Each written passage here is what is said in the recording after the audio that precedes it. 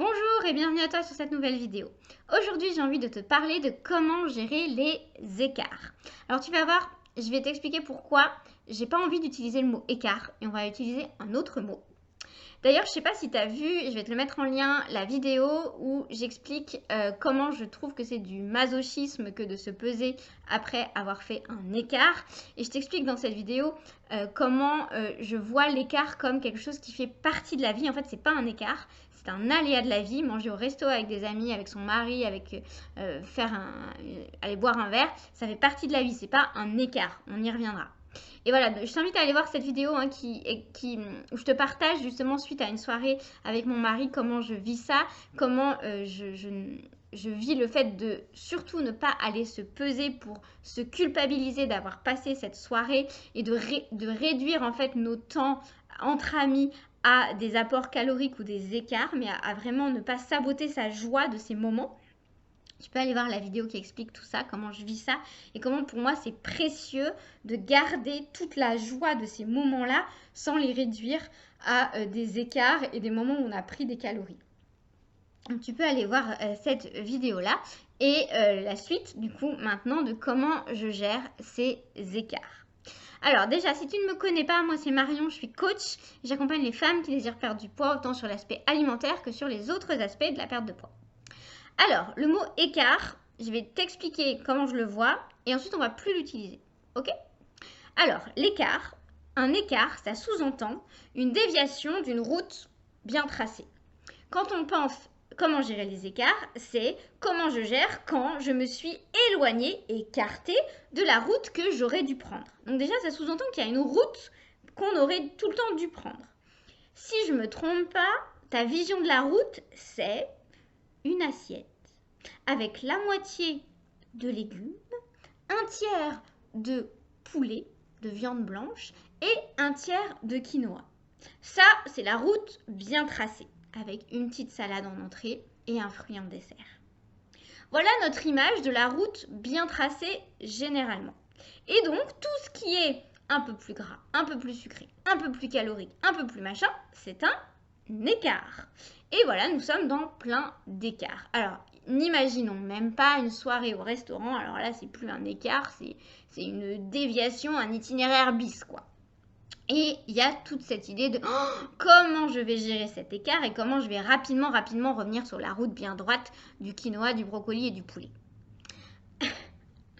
Alors, entends-moi bien, cette assiette que je décris, c'est une bonne assiette, c'est une assiette saine et en effet, dans le quotidien, l'idéal, c'est d'avoir une alimentation riche en légumes avec des protéines et des féculents, enfin bref. Ça, je ne le remets pas en question. Mais juste, on a cette image que tous nos repas devraient être comme ça, une route bien tracée, et dès que ça change, en fait, pouf, on a l'impression de faire un écart. Et déjà, c'est pas le cas. C'est pas le cas. Le fromage, la pizza, les aliments ne sont pas, les autres aliments ne sont pas diaboliques. Ils font partie aussi d'une alimentation équilibrée, donc première chose. Et deuxièmement, le fait de manger chez des amis, de boire un verre, de fêter le Noël, d'aller au resto, ce ne sont pas des écarts, ça fait partie de la vie. Moi, j'appelle ça des aléas de la vie, en fait. Ça fait partie des aléas de la vie parce que notre route, elle n'est pas bien droite et elle pourra jamais être bien droite. Et c'est même pas sain qu'elle soit bien droite, en fait. Notre route, c'est une route de montagne avec des virages, avec, voilà, c'est pas tout droit. Et en fait, ces virages, ils font partie de la route. Donc ces aléas de la vie, de restaurants, d'amis, etc., ils font partie de la route en fait. Et la question, c'est pas comment rester dans la route bien droite, comment avoir une route bien droite, c'est comment être en bonne santé dans un corps qui me plaît, sur une route de montagne, sur une route qui a des virages et qui a des aléas en fait, qui a des aléas. Et donc, je t'encourage à ne plus utiliser le mot écart, mais à te dire ça fait partie des aléas de la vie. Et notre but, ça va être de rester en bonne santé dans un corps qui est aligné avec qui tu es, donc dans un corps qui généralement n'est pas en surpoids, dans lequel tu es bien. Comment avoir un corps dans lequel tu es bien, qui n'est pas en surpoids, malgré ces aléas de la vie. Donc ça, c'est déjà la première chose. Ne plus considérer les écarts comme des écarts, mais comme des aléas de la vie. Qu'est-ce que ça change? Déjà, ça change les émotions par rapport à ça. Quand on entend écart, on entend culpabilité, j'aurais pas dû, oh là là, hier, ça c'était cher payé d'aller au resto parce que j'ai pris 200 grammes. Et toutes ces émotions négatives, en fait, elles vont nous pousser à avoir une mauvaise estime de nous. Elles vont pas du tout être moteurs de changement, moteurs de persévérance. Ce sont ces culpabilités, ces peurs, ce sont des émotions qui nous renferment un peu sur nous, dans la honte, dans la culpabilité, et pas du tout dans la motivation, la persévérance et l'énergie qui nous pousse au changement. Donc déjà, ça change au niveau émotionnel, de ne plus voir ça comme des écarts, mais comme des aléas de la vie. Ensuite, comment on gère ça dans le cadre d'une alimentation saine? Comment rester en bonne santé? Comment rester dans une démarche pour aller vers un corps qui nous plaît quand il y a ces aléas de la vie? Aussi, avant de concrètement dire ce qu'on va faire, la deuxième chose à se rappeler, autre que le fait que ça fait partie de la vie, c'est que la majorité des kilos que l'on n'arrive pas à perdre depuis des années, ce ne sont pas des kilos alimentaires, ce sont des kilos compensateurs. Et je t'invite aussi à aller voir la vidéo en question sur ma chaîne sur les kilos compensateurs. Donc, en fait, ce que tu as mangé hier ou avant-hier que tu considères comme étant pas bien parce que ça ne fait pas partie de ton rééquilibrage alimentaire, il faut savoir que c'est pas ça qui va faire que tu vas avoir des kilos en trop sur 10 ans. Hein. Ce sont des kilos alimentaires et les kilos alimentaires, ton corps il sait très très bien les gérer. C'est ce qu'on va voir juste après. En adoptant à nouveau une alimentation saine, ces kilos ils vont partir et facilement. Et d'ailleurs, petite anecdote, une personne que j'ai accompagnée, est-ce que c'était pendant les fêtes de Noël, je ne sais plus, ou un peu avant, et un jour elle m'écrit par WhatsApp un peu paniquée, oh là là, j'ai pris 1 kilo, j'ai eu plusieurs sorties, repas avec des amis, pardon, j'ai pas réussi à manger comme je voulais, et du coup j'ai pris 1 kilo, oh là là, oh là là. Et je lui ai dit, écoute, je suis sûre que tu vas le perdre. Il n'y a pas de souci, c'est 1 kilo alimentaire, tu vas voir, tu vas le perdre si tu as une alimentation équilibrée. Dès que les aléas de la vie vont avoir changé, tu vas le reperdre. Et en fait, une semaine après, elle me dit, mais je l'ai perdu. Bah oui, tu l'as perdu en fait. C'était 1 kilo alimentaire. Donc, deuxième chose que tu peux te dire, c'est que les kilos alimentaires, tu vas les reperdre avec une alimentation équilibrée, c'est sûr. Troisième chose que tu peux faire cette fois, c'est d'écouter ton corps. Écoute ton corps. Le problème, c'est que quand on a eu un repas avec des amis ou quoi, on se dit, oh là là, il va falloir que je compense. Et du coup, on commence à aller chercher sur Internet, sur Google, comment compenser un écart. Comment compenser un gros repas. Et là, on va voir combien de calories il faut qu'on mange, qu'est-ce qu'il ne faut pas manger, pas de féculents, combien de temps il faut jeûner, qu'est-ce qu'il faut boire, du citron, du gingembre, de l'ail et un peu de piment parce que voilà. Et on va faire ça. Et du coup, on va compter ses calories, on va manger ce que Google a dit, etc., etc. Sauf que du coup, on n'est pas du tout connecté à son corps. Et sauf que, mes chers amis, le corps, il sait très très bien comment gérer les aléas de la vie, lui. Il a vraiment été créé pour gérer et pour s'adapter. Donc en fait, le meilleur conseil que je peux te donner, c'est d'écouter ton corps. Et je te promets que ça marche quand tu écoutes ton corps.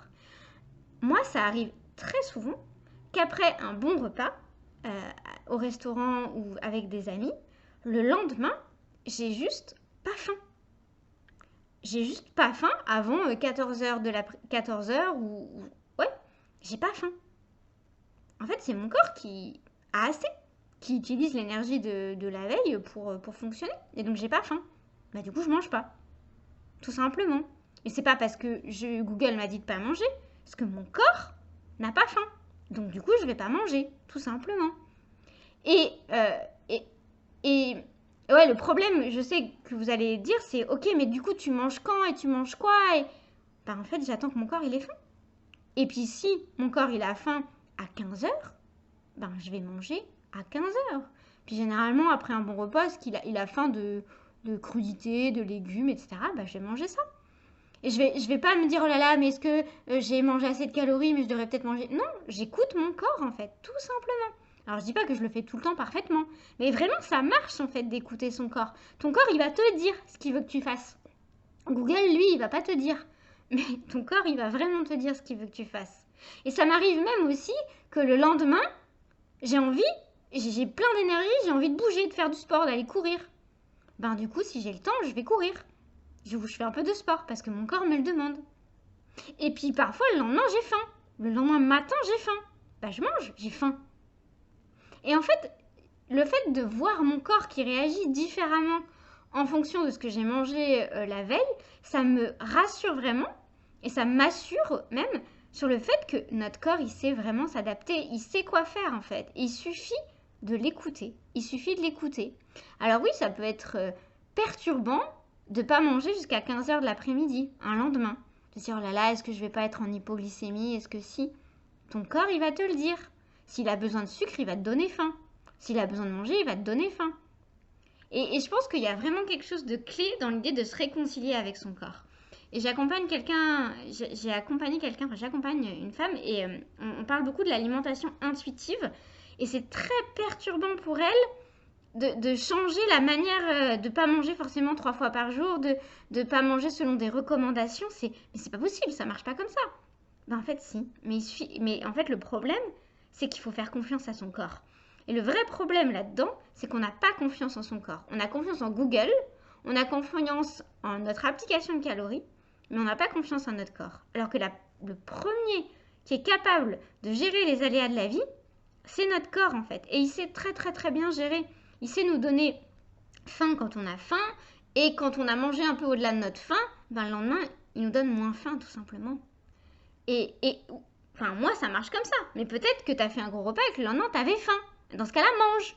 Peut-être que ton corps, il a besoin d'énergie. D'énergie pour je sais pas quoi, mais il a besoin d'énergie. Peut-être que finalement, les calories d'hier, il les a bien utilisées. Écoute ton corps. Vraiment, mon conseil, c'est écoute ton corps. Il sait gérer les aléas de la vie. Écoute ton corps et toujours aie une routine émotionnelle, de gestion émotionnelle.